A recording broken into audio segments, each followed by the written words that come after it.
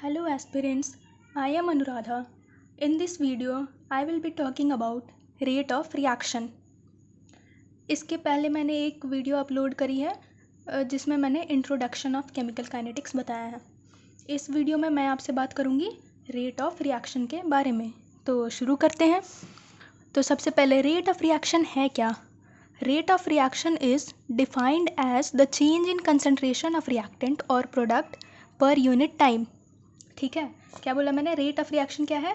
Change in concentration of reactant और product per unit time, मतलब उस चेंज को होने में कितना टाइम लगा, time taken in that change. Okay, ये हमेशा एक पॉजिटिव क्वांटिटी होगी। ठीक है, ऑलवेज अ पॉजिटिव क्वांटिटी। ठीक है, इसके बाद देखिए, इसके बाद हम क्या देखेंगे, इसका representation R is equal to plus minus delta C upon delta T.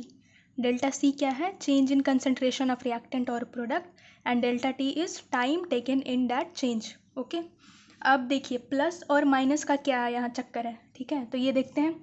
Positive किसके रेफरेंस में लगाया हमने? प्रोडक्ट की कंसंट्रेशन। ठीक है, आप देखिए जैसे कोई भी रिएक्शन होगी तो प्रोडक्ट का फॉर्मेशन होगा। ठीक है, तो उसके लिए हम पॉजिटिव साइन का यूज़ करेंगे। इसका उसके बाद देखिए रिएक्टेंट के टर्म्स में हम अगर बात करते हैं इस रिप्रेजेंटेशन की, तो क्या करेंगे? कोई भी रिएक्शन हो रही है तो रिएक्टेंट तो कंज्यूम होगा। रिएक्टेंट कंज्यूम होगा तो उसकी कंसंट्रेशन कम हो रही है, उसका अमाउंट कम हो रहा है। ठीक है, इसके लिए हम नेगेटिव साइन लगाते हैं। ओके, अब देखिए यहाँ पे एक ग्राफ है सिंपल सा, कंसंट्रेशन वर्सेस टाइम का। ठीक है, टाइम के साथ साथ क्या होता है, रिएक्टेंट की कंसंट्रेशन जो है वो कम हो रही है और प्रोडक्ट की कंसंट्रेशन बढ़ती जा रही है। ओके, तो इसको समझने में कोई दिक्कत नहीं आनी चाहिए। उसके बाद देखिए यूनिट क्या होती है, रेट ऑफ रिएक्शन की यूनिट क्या होती है। तो देखिए सिंपल है, ये है क्या? कंसंट्रेशन। ठीक है, मतलब किसी भी चीज़ का आपने बेसिक फिजिक्स में पढ़ा होगा कि जैसे किसी चेंज इन कंसंट्रेशन या कंसंट्रेशन, तो यूनिट तो सेम होगी, छोड़िए उसको। ये देखिए कंसंट्रेशन की यूनिट जनरली हम मोलारिटी के टर्म में एक्सप्रेस करते हैं। Okay, and time inverse, molarity time inverse, and as you know molarity is what? Mole per litre. तो यूनिट क्या हो जाएगी? Mole per litre time inverse. Okay, एक एग्जाम्पल देखिए, जैसे है ना यहाँ पे ए, कोई रिएक्टेंट ए है, A is giving rise to product B. ठीक है, तो इसको कैसे रिप्रेजेंट करेंगे? आर इज इक्वल टू, पहले देखते हैं रिएक्टेंट के टर्म में। ठीक है, जैसा कि मैंने बताया रिएक्टेंट के टर्म में क्या करते हैं, माइनस साइन आगे लगाएंगे। R is equal to minus delta A upon delta T, मतलब change in concentration of A, मतलब कंसंट्रेशन को हम ऐसे रिप्रेजेंट करते हैं। ओके, मोलारिटी में एक्सप्रेस होगी और ये सेकेंड में एसआई यूनिट। ओके, तो देखिए इसको हम क्या बोलेंगे, पहले रिएक्टेंट के टर्म में हमने एक्सप्रेस करा, उसके बाद प्रोडक्ट के टर्म में। ठीक है, प्रोडक्ट है बी फॉर्म हो रहा है, तो क्या बोलेंगे? इसको पॉजिटिव साइन आगे लगाएंगे। तो इसको हम एक टर्म देते हैं। ठीक है, ऐसे क्वेश्चंस में आपको बहुत सी चीज़ें ऐसी मिलेंगी, मतलब लिखा हुआ आएगा। तो इसको क्या बोलेंगे? Rate of disappearance of A, मतलब ए डिसअपियर हो रहा है तभी तो बी फॉर्म हो रहा है। ठीक है, तो ये क्या हो गया? Rate of disappearance of A, and B is forming, तो rate of appearance of B, B is appearing. Okay, अब देखिए हम रेट ऑफ रिएक्शन को समझते हैं दो तरीके से। ठीक है, average rate of reaction and instantaneous rate of reaction. ठीक है, अब देखिए एवरेज रेट ऑफ रिएक्शन किसको बोलते हैं? एवरेज रेट क्या होता है? मतलब रेट ऑफ रिएक्शन की हमने स्टडी करी certain measurable period of time के लिए। ठीक है, उसके बाद हम क्या करते हैं, उसका एवरेज लेते हैं। ठीक है, उसको बोलेंगे एवरेज रेट ऑफ रिएक्शन। इसका रिप्रेजेंटेशन ये है, किसी काम का नहीं है, छोड़िए। तो R average is equal to क्या? कोई भी मान लीजिए, दो टाइम इंटरवल तो होगा ना, एक फाइनल और एक इनिशियल। ठीक है, तो मान लेते हैं ये फाइनल, मतलब जो हमारे स्टडी करने का टाइम ड्यूरेशन है, जिस टाइम ड्यूरेशन के लिए हमने उस रिएक्शन की स्टडी करी है, और फिर हम एवरेज निकाल रहे हैं। तो ये हो गया T2 टाइम तक, मान लेते हैं T1 से T2 तक हमने स्टडी करा है। ठीक है, तो पहले क्या देखेंगे, T2 टाइम पे ए की कंसंट्रेशन A2 है और T1 टाइम पे ए की कंसंट्रेशन A1 है। ओके, तो एवरेज रेट ऑफ रिएक्शन कैसे लिख देंगे? रिएक्टेंट के टर्म्स में हम एक्सप्रेस करते हैं इसको। पहले रिएक्टेंट के टर्म में मैंने बताया है कि change in concentration of A at time T minus change in concentration at time T2 minus concentration of A at time T1 minus करेंगे, उसके बाद टाइम इंटरवल। ओके, तो क्या हो जाएगा minus delta A upon delta T. ठीक है, अब यहाँ देखिए कंसंट्रेशन वर्सेस टाइम का हमने ग्राफ खींचा। ठीक है, तो रिएक्टेंट के टर्म्स में हम बात कर रहे थे, तो क्या होगा, रिएक्टेंट कम होगा। ठीक है, अब देखिए T1 टाइम पे कंसंट्रेशन है A1 एंड T2 टाइम पे कंसंट्रेशन क्या है A2। तो आर एवरेज जैसा कि मैंने यहाँ पे बताया वही चीज़ लिख दिया मैंने यहाँ पे कि minus delta A upon delta T is equal to minus A2 minus A1 upon T2 minus T1। ठीक है, समझ गए होंगे आप। तो रिएक्टेंट के टर्म्स में तो देख लिया, अब देखते हैं प्रोडक्ट के टर्म्स में। जैसा कि शुरू में हमने एग्जांपल लिखा था ना, ये A is giving rise to B. Okay, अब देखिए प्लस साइन लगाएंगे, R average is equal to plus delta B upon delta T is equal to plus B2 minus B1 upon T2 minus T1। ठीक है, अब देखिए graph देखिए, product की concentration क्या हो रही है, बढ़ेगी प्रोडक्ट की कंसंट्रेशन टाइम के साथ। तो यहाँ पे देखिए T1 टाइम पे प्रोडक्ट बी की कंसंट्रेशन क्या है B1 एंड T2 टाइम पे क्या है B2 and this is delta B, change in concentration of B. तो उसको ऐसे रिप्रेजेंट कर दिया। ठीक है, ये था हमारा एवरेज रेट। इसके आगे हम क्या देखेंगे, इंस्टेंटेनियस रेट। तो देखिए इंस्टेंटेनियस रेट को हम कैसे समझेंगे, मतलब कोई रिएक्शन प्रोसीड कर रही है। ठीक है, एक टाइम ड्यूरेशन होगा उसके इसका कंप्लीट होने का, या फिर उस ड्यूरेशन में, जिस ड्यूरेशन में रिएक्शन मतलब हो रही है, प्रोसीड कर रही है, तो उसमें क्या हम देखते हैं, तो उस ड्यूरेशन के दौरान किसी एक पर्टिकुलर इंस्टेंट पे हम अगर उस रिएक्शन का रेट निकालें तो उसको क्या बोलेंगे, इंस्टेंटेनियस रिएक्शन। ठीक है, हम इंस्टेंटेनियस रिएक्शन को ऐसे भी समझ सकते हैं, instantaneous reaction is the average reaction जिसका डेल्टा टी क्या है, limit delta T tending to zero, मतलब टाइम इंटरवल बहुत ही शॉर्ट है। ठीक है, समझ गए। अब देखिए कैसे इसको रिप्रेजेंट करते हैं, R instantaneous is equal to, जैसे मैंने एवरेज रेट में बताया था, रिएक्टेंट के साथ minus delta A upon delta T. इसमें क्या लिखेंगे, delta T is tending to zero, मतलब बहुत ही कम ड्यूरेशन के लिए हमने उसकी, मतलब उस टाइम इंस्टेंट पे हमने निकाला है रेट, मतलब delta T is tending to zero. Okay, और वही देखिए प्रोडक्ट के टर्म्स में प्लस लगाया है, delta B upon delta T, limit of delta T is tending to zero. ठीक है, तो इसको हम इंस्टेंटेनियस रेट को ऐसे रिप्रेजेंट करते हैं, क्योंकि अगर delta T is tending to zero तो ऑब्वियस सी बात है कि कंसंट्रेशन में भी बहुत ही मिनिमल चेंज आएगा। ठीक है, तो plus minus D C upon D T. अब आप समझ ही गए होंगे, प्लस प्रोडक्ट के रेफरेंस में लगाते हैं और माइनस रिएक्टेंट के।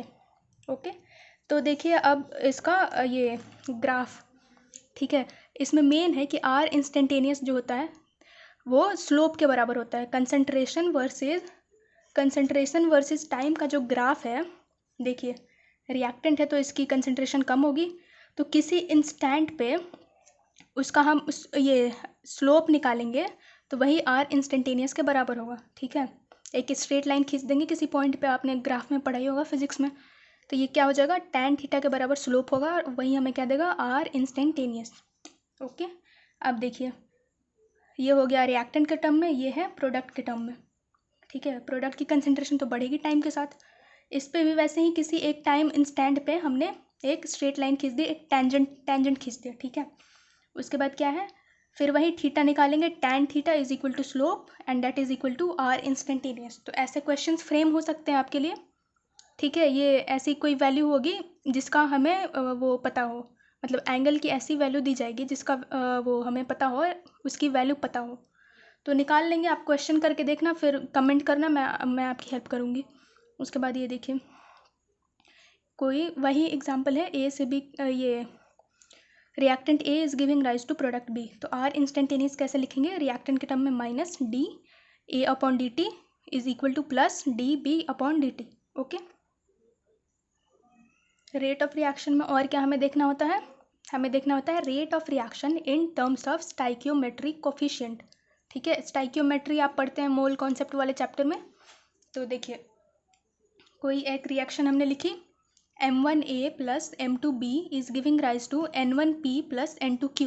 ओके, तो ये ए और बी क्या है, रिएक्टेंट है, और पी और क्यू क्या है, प्रोडक्ट है। ठीक है, तो कैसे लिखेंगे रेट इसके टर्म में, minus D A upon D T और minus D B upon D T, या इंस्टेंटेनियस रेट की बात कर रहे हैं, ठीक है। और प्रोडक्ट की टर्म में वही है plus D P upon D T and plus D Q upon D T. तो इसको क्या बोलेंगे, मैंने पहले भी बताया है, इसको बोलते हैं रेट ऑफ डिसअपेयरेंस, ठीक है। तो ये क्या हो गया, rate of disappearance of A, वैसे ही rate of disappearance of B, and ये क्या हो गया, rate of appearance of P and rate of appearance of Q, ठीक है। अब हमें लिखना है ओवरऑल रेट ऑफ रिएक्शन, तो स्टाइक्योमेट्री का इफेक्ट तो आएगा ना उसमें, ठीक है। तो देखिए कैसे लिखते हैं, सिंपली आप ये ध्यान रखना कि स्टाइक्योमेट्री से हम डिवाइड कर देते हैं, स्टाइक्योमेट्रिक कोफिशिएंट से डिवाइड कर देते हैं। जैसे देखिए रेट ऑफ रिएक्शन कैसे लिखेंगे, 1/m1, मतलब ए की टर्म्स में लिख रहे हैं, तो ए की स्टाइक्योमेट्रिक कोफिशिएंट क्या है, m1, तो 1/m1 minus D A upon D T is equal to 1/m2, ये minus D B upon D T is equal to 1/n1 plus D P upon D T and which is equal to 1/n2 plus D Q upon D T, okay. Rate is always a positive quantity, मैंने पहले भी बताया है इसको, okay. तो इससे हमने क्या कंक्लूड करा कि rate of reaction is equal to rate of disappearance of A upon stoichiometric coefficient of A, यही तो लिखा है यहाँ पे, देखिए स्टाइक्योमेट्रिक कोफिशिएंट से यहाँ पे डिवाइड कर दिया, ओके। तो इससे हमने यही कंक्लूजन निकाला कि rate of reaction is equal to rate of disappearance और rate of appearance upon stoichiometric coefficient. वैसे ही देखिए ये रिएक्टेंट के टर्म में मैंने बता दिया कि rate of disappearance of A upon stoichiometric coefficient of A. वैसे ही देखिए rate of appearance of P, product जो बन रहा था, upon stoichiometric coefficient of P. वैसे ही आप देख लेना क्यू का, ये क्यू था, सॉरी ये क्यू था, ओके। उसके बाद देखिए example, SO2 plus O2 is giving rise to SO3, okay. अब बैलेंस कर देना आप, ओके। तो आर रेट कैसे लिखेंगे, ठीक है, माइनस लगाएंगे चूंकि ये रिएक्टेंट है, तो माइनस 1/2 इसकी स्टाइक्योमेट्रिक कोफिशिएंट से हमने डिवाइड कर दिया, D SO2 upon D T is equal to 1 है, तो D minus D O2 upon D T is equal to plus 1/2 D SO3 upon D T. तो आप सीख गए ये रेट ऑफ रिएक्शन कैसे लिखते हैं। और सिर्फ अगर ऐसे लिखा हो minus D SO2 upon D T, तो इसको क्या बोलेंगे, इसको बोलेंगे rate of disappearance of SO2, okay. अब देखिए गैसियस रिएक्शन के केस में क्या होता है, गैसियस रिएक्शन के केस में हम क्या करते हैं, प्रेशर की टर्म में डील करते हैं। तो रेट क्या हो जाएगा, plus minus change in pressure of reactant और product upon time interval, okay. जैसा कि हमने यूनिट वहाँ पे लिखा था मोलैरिटी टाइम इनवर्स, यहाँ पे क्या हो जाएगा ATM टाइम इनवर्स। और आपने ये गैसियस लॉ वाले चैप्टर में पढ़ा होगा ये equation, ideal gas equation, PV is equal to NRT, ठीक है। तो यहाँ से आप डिराइव कर लें pressure is equal to N/V/RT, और N/V क्या होता है, N/V क्या है, mole upon volume, mole per litre, okay, is what, concentration. तो pressure is equal to CRT लिख सकते हैं, ओके। अब देखिए ये क्या है, ये लिखा था रेट की इक्वेशन हमने लिखी थी। उसके बाद देखिए इंस्टेंटेनियस रेट तो ऐसे लिखेंगे ना dP/dt, तो dP/dt क्या हो जाएगा RT dC/dt, ठीक है, समझ गए आप। तो फिर आगे उसको क्या करा है, सिंप्लीफाई कर दिया है, dC/dt इधर ला दिया, तो 1/RT dP/dt। तो रेट को कैसे लिख सकते हैं, मान लीजिए ऐसे क्वेश्चन फ्रेम कर दिए जाते हैं, ठीक है। आपको टेम्परेचर दे दिया होगा, गैस कांस्टेंट तो आपको पता ही है, और रेट ऑफ रिएक्शन दे दी गई होगी, और प्रेशर चेंज दे दिया गया होगा, ठीक है। और आपसे पूछा जाएगा कि कंसंट्रेशन चेंज बताइए, ठीक है। ऐसे क्वेश्चन फ्रेम हो सकते हैं। तो आपको बस ये इक्वेशन याद है और उस टाइम आपने इसको अप्लाई कर दिया और आपको ये पता है, तो आप इसको इक्वेट भी कर सकते हैं, नहीं तो आप सीधा याद कर लेना ये क्या, गैसियस रिएक्शन के केस में क्या होता है, R is equal to plus minus dC/dt is equal to what, plus minus 1/RT dP/dt, okay. तो इस वीडियो में हमने क्या किसके बारे में बात कर ली, रेट ऑफ रिएक्शन के बारे में हमने पूरी बात कर ली। अगली वीडियो में मैं आपको बताऊंगी रेट लॉ के बारे में, okay. Thank you for watching.